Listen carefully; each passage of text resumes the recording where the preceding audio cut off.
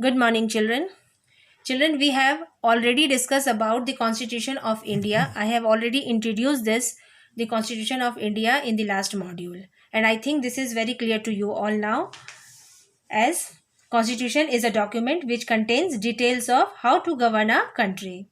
It is a framework within which a government has to function. So today in this module, we will discuss about the remaining part of this chapter. So let's start. The first topic which we are going to cover today is the Constituent Assembly. It is the body which framed the Constitution, formed in 1946. The Assembly consisted of important leaders and represented all communities and political parties of India. The members of the Constituent Assembly were Maulana Abdul Kalam, Mrs. Sarojini Naidu, G. Durgabai, Rajkumari Amrit Kaur, Vijay Lakshmi Pandit, Hukum Singh, Ujjwal Singh, Dr. B.R. Ambedkar, Jawaharlal Nehru and Frank Anthony. Now, the drafting committee. Children, it was not easy to frame laws which could cater to the needs and aspiration of every citizen of a country. Thus, the Constituent Assembly set up a drafting committee on 29 August 1947 to formulate a draft of the Constitution of India under the brilliant chairmanship and guidance of Dr. B.R. Ambedkar. The drafting committee drafted countless provisions.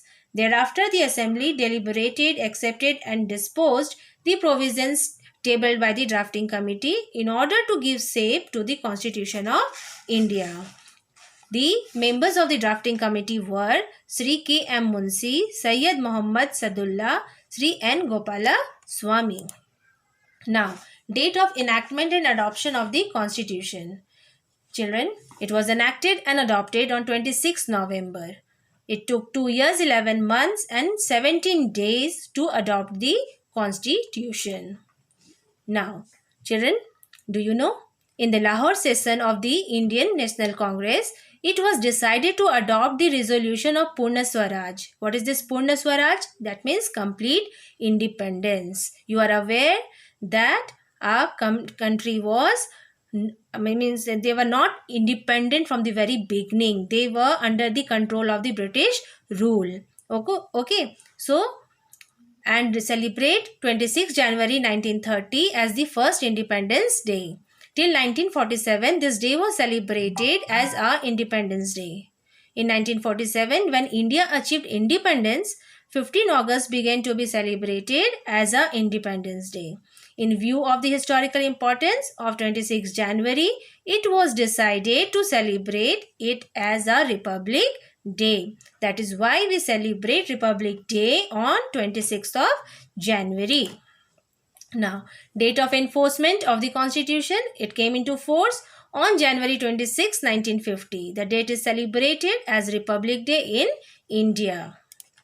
Now, we will discuss about the preamble of the Constitution of India. See, what is this preamble, children?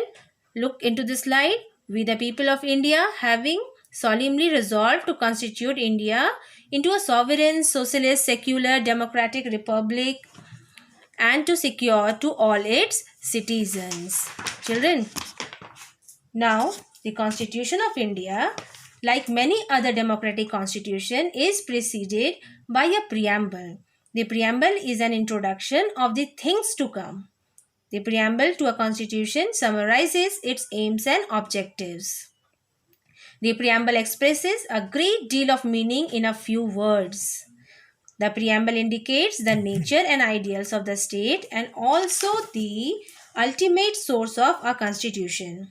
The first part of the preamble you can see in the slide, that is sovereign, socialist, secular, democratic and republic, which is written in block, sets out the objectives of the state, and the second part, that is justice, liberty, equality and fraternity, represents the ideals of the state or what is desirable. It also tells us to what type of political and economic order the country should have. The opening words, we the people of India, have got a special significance of their own. These words affirm that the Constitution has the will of the people behind it. The people and are its source and strength. It was on behalf of the people of India that this Their elected representatives framed the constitution. Now children, the objectives of the Indian Constitution. Justice. In the sense, all the citizens are equal in the eyes of law irrespective of their caste, gender, race or religion. Liberty. All the citizens are free to enjoy certain rights, as for example, freedom of expression, faith, worship, belief and thought. Equality. All the citizens have right to get the protection of the law without getting discriminated on grounds of status, religion, caste, creed, or race. Fraternity. In a country of vast diversity as India, spirit of unity and brotherhood creates the bonding essential for smooth functioning. Children, these are the objectives of the Indian Constitution. Now, children, let's do a small activity. What you have to do? You have to identify the personalities. Can you identify? Yes, he is Dr. B.R. Ambedkar. Okay, he was a social reformer and a politician and is also known as the father of the Indian Constitution because he was the chairman of the drafting committee. Now the second picture is of, can you see? Yes, he is Sardar Vallabhbhai Patel. He was also a member of the drafting committee and he is also known as the Iron Man of India. Now, yes, he is Pandit Jawaharlal Nehru and he was also one of them. Rajendra Prasad, he was also a member of the drafting committee. Yes. Can you identify this picture, children? No. This personality, the picture of this personality? No.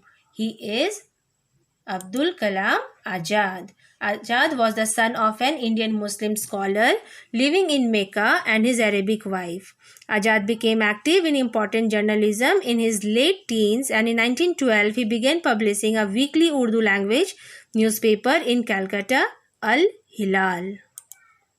Now, chapter at a glance, children. We will do the recapitulation of the chapter. See the Constitution of India. Before independence, a country was governed by the rules framed by British. Second World War changed the scene. British were prepared to quit India. They sent the cabinet mission to propose a constitution for India. According to this mission, a constituent assembly was formed in 1946. This assembly consisted of prominent leaders and represented all political parties, regions and communities. Drafting committee was formed. It studied constitution of many countries and borrowed good points from each. Draft ready by February 1949, adopted on 26 November 1949. New constitution came into force on 26th of January 1950. Children, you will refer to page number 107, 108, 9 and 10 for detailed study of this chapter and underline the important terms. This is all for today, children. Have a nice day. Thank you.